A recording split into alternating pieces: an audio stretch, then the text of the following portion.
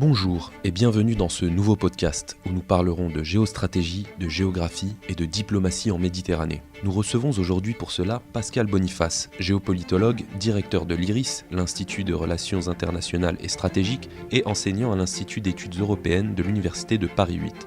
Je rappelle à nos auditeurs qu'il est l'auteur de plusieurs ouvrages traitant de géopolitique. Le dernier en date se nomme Géopolitique du Covid-19, ce que nous révèle la crise du coronavirus, disponible aux éditions Erol.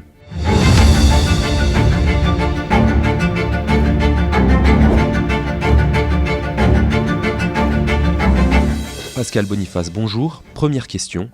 Quelle est votre analyse géopolitique globale sur cette région qu'est l'Afrique du Nord, où géographie et politique se confondent, et comment évaluez-vous les derniers développements politiques ?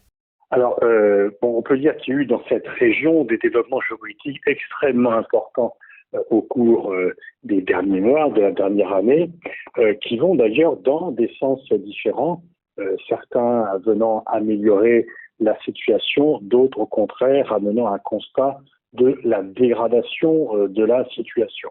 Et puis il y a d'autres où il y a simplement des évolutions et selon les acteurs, elles peuvent être favorables ou défavorables.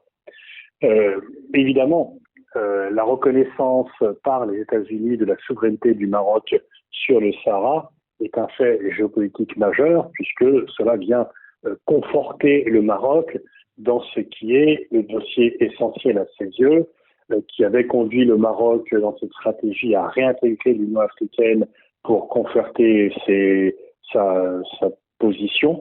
Et donc l'appui américain est quelque chose qui ne change pas totalement la donne, puisque le blocage à l'ONU et la position des Européens n'est pas modifié pour autant, mais qui renforce singulièrement la donne marocaine et qui très probablement, et même à coup sûr, ne sera pas remis en cause par Joe Biden. Joe Biden va vouloir défaire beaucoup des choses qui ont été faites par Donald Trump. Il a d'ailleurs signé dans les quelques jours 30 ordres exécutifs pour défaire ce qui avait fait son prédécesseur. Mais sur ce point particulier, on peut penser qu'il ne changera pas et qu'il n'aurait peut-être pas fait la même chose. Peut-être que Joe Biden n'aurait pas reconnu la souveraineté du Maroc sur le Sahara, mais il ne va pas revenir sur ce qui a été fait par Donald Trump. L'autre élément important, c'est bien sûr les événements en Algérie, avec l'Irak qui a été victime du Covid-19. Bien sûr, lorsque la pandémie frappe et que les manifestations sont les plus faciles d'interdire ou d'empêcher les manifestations. Et donc cela a donné un répit au régime, mais il n'est pas certain que ça soit autre chose qu'un répit. Et on peut penser que les raisons, les motifs de la contestation existent toujours et que ce répit n'est qu'une pause et non pas un arrêt ou la fin de la contestation du mouvement. En Tunisie, il y a à la fois le 10e anniversaire de la révolution du jasmin, qui, côté positif, montre que la démocratie est bien ancrée en Tunisie, qu'elle est solide, qu'elle n'est pas remise en cause, qu'il y a un accord de l'ensemble de la société. Il y a bien sûr quelques nostalgiques de l'ère Ben Ali, mais les nostalgiques existent dans des ères précédentes, existent partout, et ils ne sont pas de nature à modifier les rapports de force globaux en Tunisie. Ce qui est préoccupant, c'est bien sûr la situation économique et sociale, puisque le Covid-19 est venu ruiner la saison touristique au moment où le tourisme renaissait en Tunisie, et on connaît l'importance du tourisme pour l'économie tunisienne, et forcément la Tunisie est aussi toujours victime de la dégradation de la situation en Libye, puisque la Libye était un des poumons économiques de la Tunisie avant 2011, et que désormais c'est plutôt une source d'ennui et d'insécurité qu'une source d'activité économique et de ressources économiques.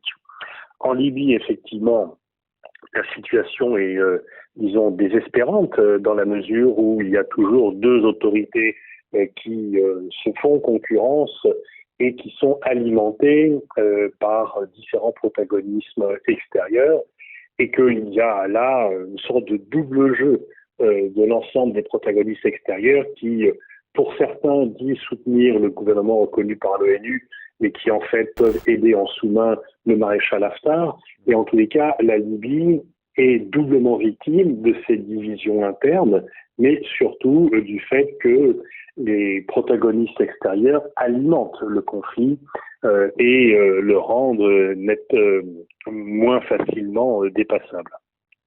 Quant à l'Égypte, eh bien, il y a une dérive de plus en plus autoritaire du régime du maréchal al-Sisi, dérive de plus en plus autoritaire, mais avec l'assentiment tacite, voire explicite, des puissances extérieures, notamment occidentales, qui, pour des raisons géostratégiques, ne veulent pas gêner le maréchal al-Sisi, qui est présenté comme un allié fidèle dans la lutte contre le terrorisme, mais dont les dérives autoritaires et répressives sont encore plus importantes qu'elles ne l'étaient du temps de Moubarak. Avec la reprise des relations entre le Maroc et Israël, chapeautée par la puissance américaine, assiste-t-on à un repositionnement du royaume dans l'échiquier politique ? La reprise des relations diplomatiques entre le Maroc et Israël a-t-elle constitué une surprise pour vous ? Oui, je ne pensais pas quand même que cela pourrait arriver si vite, que le Maroc, dans la mesure où l'opinion marocaine, disons qu'il y a une société civile marocaine qui est très concernée par la question palestinienne, ce qui n'est pas le cas, enfin, c'est bien sûr moins net au Bahreïn ou aux Émirats arabes unis. Donc effectivement, cela a pu constituer une surprise et une divine surprise pour Netanyahou. On sait qu'il y avait déjà des relations informelles entre le Maroc et Israël depuis longtemps, passées à la reconnaissance diplomatique officielle et bien sûr tout à fait différent au niveau diplomatique, qu'il s'agisse de la plupart des pays arabes, mais également des Européens, et il y a un abandon général des Palestiniens. Les termes de l'échange, c'était la reconnaissance d'Israël en échange de la reconnaissance du Sahara, c'est un deal en tant que tel, et on sait que Trump dit vouloir maîtriser l'art du deal, et là c'est effectivement un deal. Donc le Maroc, disons qu'on voit que là, la carte de l'intérêt national a joué, et que les autorités marocaines ont fait le constat que leur intérêt national était d'engranger le soutien américain dans ce qui est pour eux le sujet diplomatique majeur et le sujet stratégique majeur pour eux, en échange d'une reconnaissance d'Israël qui, en réalité, ne change rien sur le terrain. De toute façon, l'État palestinien ne pourra plus être créé. Et donc, c'est un succès diplomatique pour Israël qui élargit, sans rien céder sur la question palestinienne, le niveau de ses relations dans le monde arabe. La reconnaissance par les États-Unis de la souveraineté du Maroc sur le Sahara va-t-elle faire bouger les lignes en Europe ? Est-ce qu'on peut s'attendre à ce que des pays européens emboîtent le pas aux États-Unis ? Pas nécessairement. En fait, la position américaine était depuis longtemps plus proche de la position marocaine. Disons que on peut dire que les États-Unis ont juste déclaré officiellement ce qui était de fait leur politique implicite.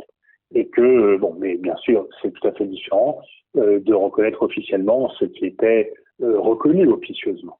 L'Algérie est le principal soutien du Polisario et mobilise des moyens considérables pour contrer l'intégrité territoriale du Maroc. Pensez-vous que la page de cette interminable guerre froide entre l'Algérie et le Maroc va un jour être tournée ? Et quand ? Alors, il faut souhaiter qu'elle le soit, parce qu'elle est coûteuse pour les deux pays, mais je ne pense pas qu'elle soit tournée avec ce régime-là. Il faudra certainement attendre une nouvelle génération ou une nouvelle forme de dirigeant, et là, il y a plutôt, une sorte d'enracinement de la position algérienne, et comme le régime est un peu en difficulté pour les raisons que l'on a évoquées tout à l'heure, je ne vois pas justement céder sur cette question, parce qu'il n'y a aucun élément nouveau qui permettrait à un régime algérien de céder. Et donc on peut penser que le statu quo risque de dominer tant qu'il n'y aura pas un changement de génération ou de dirigeants au pouvoir à Alger, et que là, le président Tebboune est dans la parfaite continuité avec ce que faisait Bouteflika ou avec ce que faisaient en réalité les gens autour de Bouteflika, puisqu'on sait très bien que ce n'est plus lui qui dirigeait le pays les dernières années.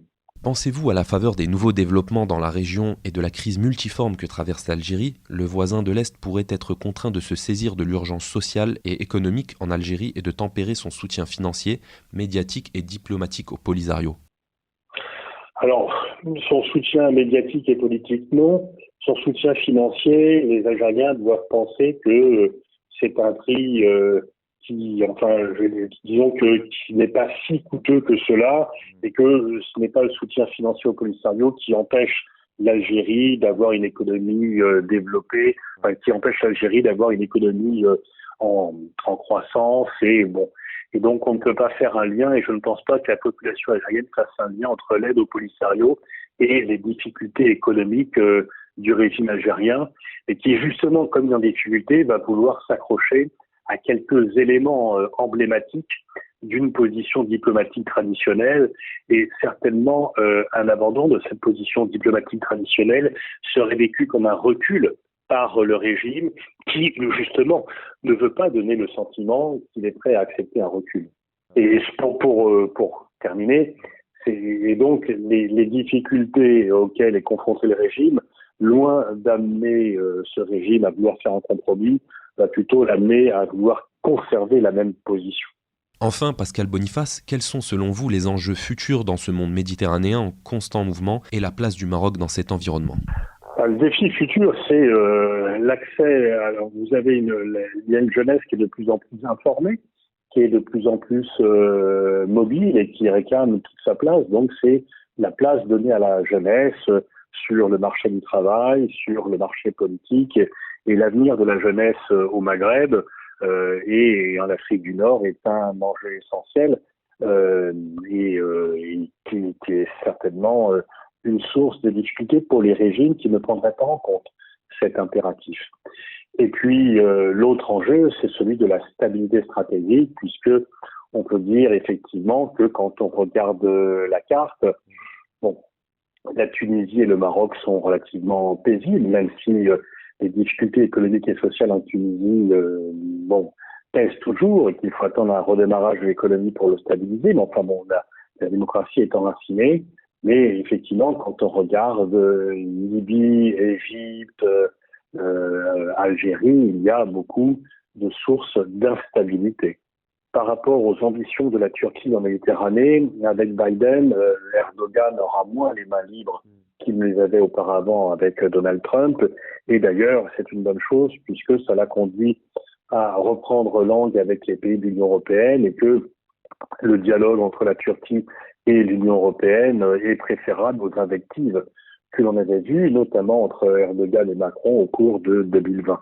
Et puis il y a toujours des inquiétudes sur l'Égypte qui effectivement se présente comme le rempart contre le terrorisme et qui durcit un peu plus chaque fois la répression, et il n'est pas certain que cela soit durable, et il n'est pas non plus certain que l'Arabie saoudite puisse sur le long terme assurer les fins de mois, donner une aide économique à l'Égypte aussi conséquente que celle qu'elle lui a accordée au cours des dernières années.